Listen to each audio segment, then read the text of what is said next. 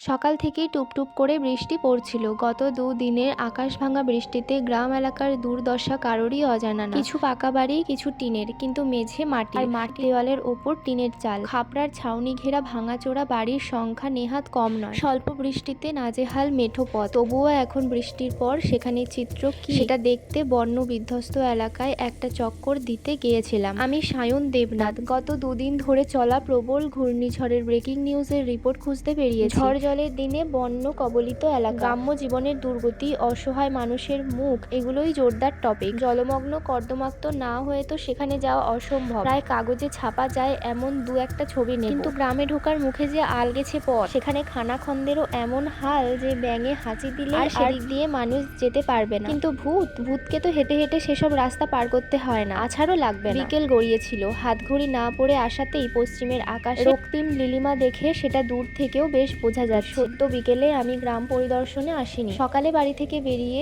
সংশ্লিষ্ট এলাকার বিধায়কের বন্য কবলিত এলাকার মানুষের জন্য কি কি আগাম ব্যবস্থা নেওয়া হয়েছে, উদ্ধার কার্যের পর কিভাবে তাদের প্রাথমিক ব্যবস্থা করা হচ্ছে, সেসবের উপর একটা সাক্ষাৎকার নিতে বেরিয়েছিলাম। সেসব মিটিয়ে এদিকে রওনা হলাম। একটা জনপ্রাণী নেই, হয় সব প্রাণে বেঁচে গেছে, নয় কিছু বন্যার গ্রাসে। যথাসম্ভব সাবধানে পা টিপে টিপে নিজেকে টেনে চললাম। কতবার যে জুতো জোড়া রাস্তার খানাখন্দের ফেবিকুইকে আটকে যাচ্ছিল হিসেব নেই। ফিরে যেতে মনস্থ করলেও একটা কি আকর্ষণে আমার দুই পা সামনে এগোতেই চাইছিল না। প্রত্যেকটা দৃশ্যের ছবি নিলাম, আর্টিকেল লিখতে কাজে আসবে ভেবে। এরপর জ্যৈষ্ঠের শ্রাবণের ঘনঘটা যেন এতক্ষণ টুপটুপ পড়ছিল, এবার হুড়মুড়িয়ে নামলো বৃষ্টি, সঙ্গে ঘোর কালো আঁধার, যা চোখে জমাট বাঁধতে লাগলো। এতক্ষণ চলতে চলতে কখন যে জলের মধ্যে চলে এসেছি খেয়ালই করিনি। মনে মনে হয়তো লেখার ধরন নিয়ে চিন্তা করছিলাম। বৃষ্টির বড় বড় ফোঁটা তীব্র বেগে চৌখস আমার জামা ভেদ করে শরীর স্পর্শ করতে আর পায়ে জল ঠেকতে সম্বিত ফিরল। ভুলভাবে পা ফেলতে হড়কে আছাড় খেলাম। ও আমি ভিজে তো একসা হলামই, সাথে কাঁপুনি ধরলো গায়ে। কটা ছবি যে নিতে পারিনি তা নয়, তাতেই কাজ চলবে মনে করে